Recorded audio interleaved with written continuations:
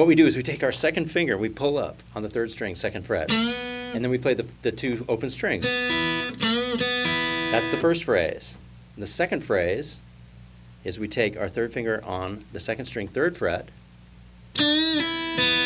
we pull up, and we play the two open strings backwards. So these two phrases are, and then the second phrase is, and then the third phrase is, and we're doing the same thing on the next string. We're just pulling up on the third fret. And then we play the second phrase again. So I'm going to review these first four phrases.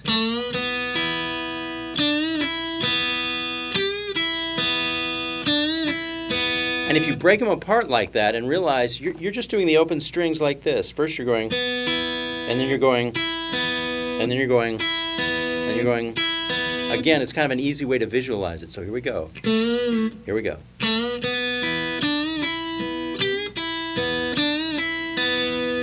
The next phrase is, and that's your third finger on the third fret, second string, and then second finger on the second fret, third string, and then you play the open B note again. So this whole series.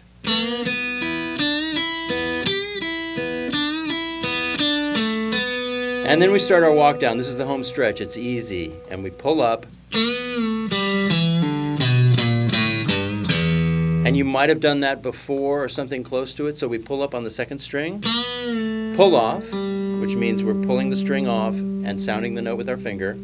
We do it on the next string, on the fourth string, second fret, right? So these two in a row. And then we walk down chromatically on the fifth string from the second fret. And then finally we finish out with the third string pulling down from the G note on the third fret. And so the idea is to connect all this in a smooth way. I'm going to do it at medium speed.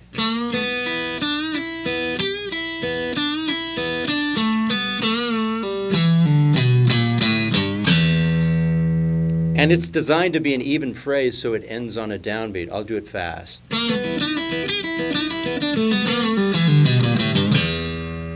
I'll do it really slow and then we'll move on.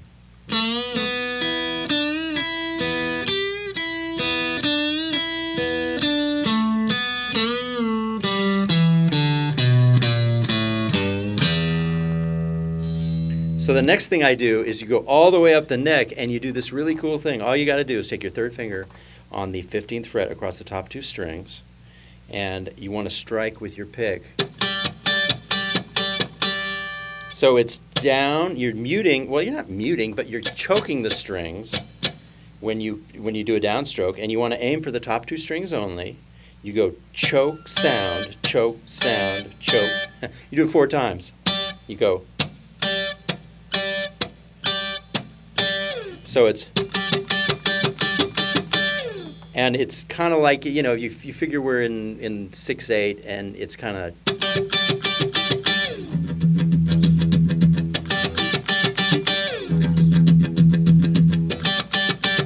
so rhythmically that's what you want to hear. So I'll do the two phrases together.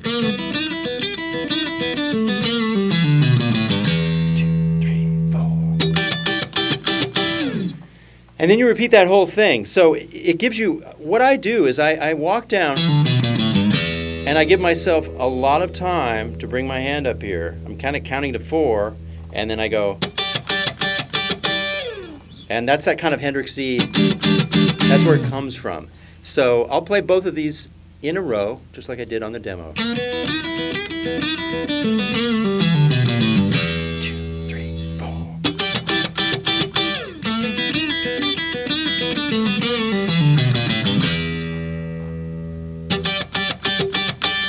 Then the rhythm part goes to the 5 chord, and that's pretty easy to do. I just take my second finger, and I'm doing these top 2 open strings, but I slide up from fret 2 to fret 4 3 times, and then slide down. So you don't have to slide up 3 times. You can just slide up once. Then slide down.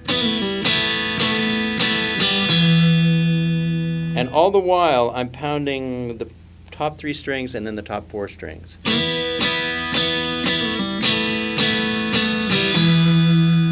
ending the phrase with 2nd fret, 3rd string, and then the open G and landing on the E anchor on the 2nd fret. And finally, we finish out by going all the way back up here.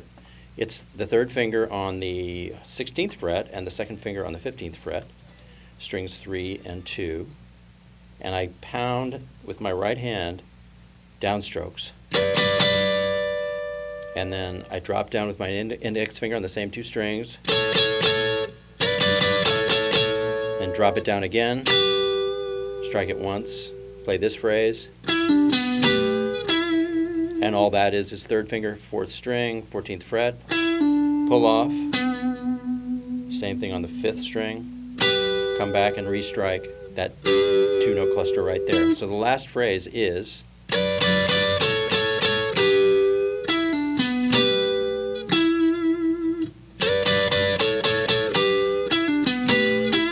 let me do these last 2 at speed. I think I'm not going to slide up 3 times.